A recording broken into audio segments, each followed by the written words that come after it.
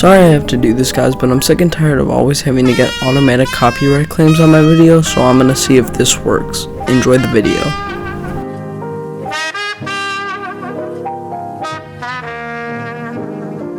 What is up, guys? Random Mr. 411 here, and today we're going to be talking about nocturnal animals. In Nocturnal Animals, expressive artist Susan receives a book from her ex Edward entitled Nocturnal Animals. From her perspective, we get to see her living in the moment as well as her interpretation of the book. Now, going into this, I really didn't know what to expect. I vaguely knew the story, but with what I knew, I was curious to see how they'd tell it. Finally, after seeing the film, I can say that I absolutely loved it. Aside from its rocky beginnings, Nocturnal Animals tells its story incredibly well and had me immersed through the entirety. From pretty much every aspect, the film exceeds with flying colors. The performances here may just be the best thing. Amy Adams plays the character of whom we see everything from her perspective, and she's sound here. Through the way she carries herself and how we see her perspective of the story, she's an interesting character. I wouldn't go as far to say that this performance was as good as hers in Arrival, but it was still solid. Jake Gyllenhaal plays her ex, who's also the main focus of the book, and he does a fantastic job. At this point, it's redundant to say that Jake Gyllenhaal was great in the movie,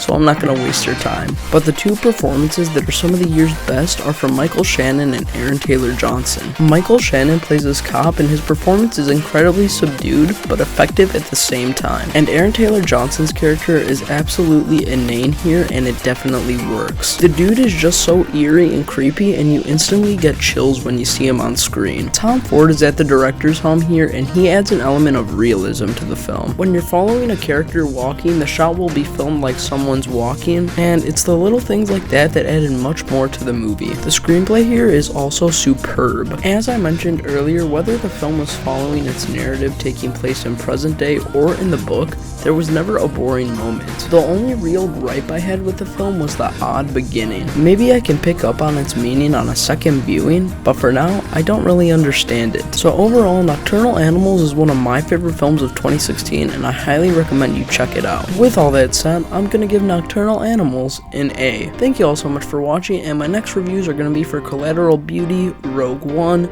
La La Land, and Manchester by the Sea. And until those reviews, I'm Random Mr. 411, and I will see you all later.